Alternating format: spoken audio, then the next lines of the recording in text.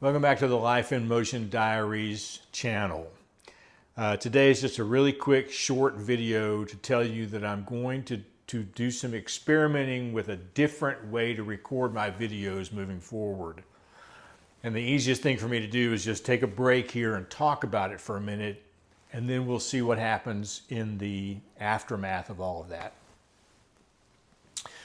I am filming on the iPhone 15 Pro Max, and I purchased the Pro Max for the specific reason of getting something called ProRes Log, Apple ProRes Log, as a video format. Now, log is like shooting sort of in HDR on a camera. On a regular shot, on a JPEG shot, you've got maybe this much information saved. It's taken most of the information out and thrown it away and baked in what you've got left.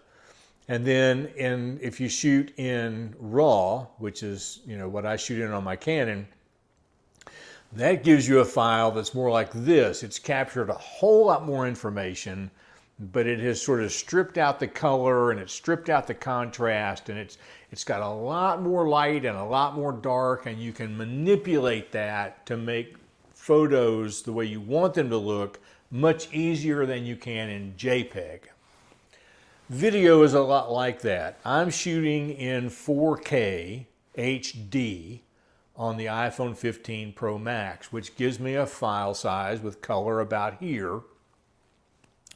And if I shot on ProRes Log, which is what I've been wanting to do from the beginning, I get color more like this. So in yesterday's video, when I was sitting under the light of my dining room table, I could not fix that in post-processing. It just looked awful. My whole video, I look washed out. My videos, when I look at them on the TV, a lot of times they're just too white, too bright. They don't look like that on my computer. I know YouTube is doing something to them when I upload them. And so I thought the only way I can fix that is if I shoot in ProRes Log, which means that, for instance, I shot a 6-minute video earlier in HD, and that 6-minute video was 2 gigabytes. And then I shot a 2-minute video in log, and that video was 10 gigabytes. So it's going to change some of the way that I do this channel, but it's something that we need to talk about, and we need to think about if you want to get into making videos with your phone. Whatever iPhone you have, if you're shooting in 4K HD, most of the time you're going to get something that looks just fine. But I'm trying to get to a point where my videos tell a story and look a little more cinematic, and I want to have a lot more control over the light and the dark and the color cast and all of that. And to do that, I need to go ahead and move into log. So the first thing I'm going to do right now is I'm going to change the setting in my camera from this HD setting to log so that you can see the difference on the screen. So hang on just a second. This is what this video looks like when it's straight out of the camera.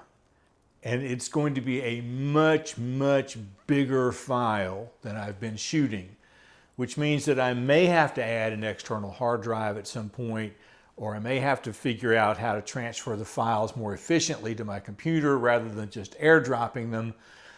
But because I'm filming in this, I'm going to color correct now to show you what it could look like. And while it may not look a lot different from the HD file you saw at the beginning of the video, in reality, when I get outside and I'm trying to control the sunlight and I'm trying to control the dark shadows around me and all of that, this is going to really, really help me. I'll be back in just a minute to finish up this video. Well, I think you can see now that I've been back through and kind of watched the video throughout, I think you can see that there is a drastic difference between 4K HD and 4K ProRes Log. And the iPhone 15 Pro Max was the first camera to have ProRes Log. So if you've got an iPhone 14 or an iPhone 13, none of this is really going to matter to you because you're going to be shooting in HD anyway. Making this change means two things negative for me. One is videos like this where I'm talking, or if I'm out in the wild doing, a fairly long narration, those files are going to be huge. And so transferring them to the computer, or even having enough hard drive space to contain them, could be a problem. I do know that 60 frames per second slow motion in ProRes Log will not save on the camera roll. I have to have an external hard drive attached. So rather than transferring all my files through AirDrop, I may have to plug in a SD card, transfer them to that, transfer them to the computer. It's just extra steps. No big deal. It's not like I'm in a hurry to get a video out every day. The other negative thing for me is I can't just throw video clips into the timeline and say, okay, that looks great, let's go. I have to manipulate the timeline. And so I have to look at every clip to make sure that I'm getting the right look that I want. But it also gives me so much more control over making those decisions than I had before. So we'll see kind of where this takes us. I know this wasn't, your typical video, and it's very technical, and I apologize for that. Stick with me. We'll get back to regular stuff when we see you tomorrow. As a kind of an outro, weight-wise, no change, 217. I'm biding my time, waiting for something to kick in. I'm not discouraged yet, but I could be soon. We'll see you tomorrow.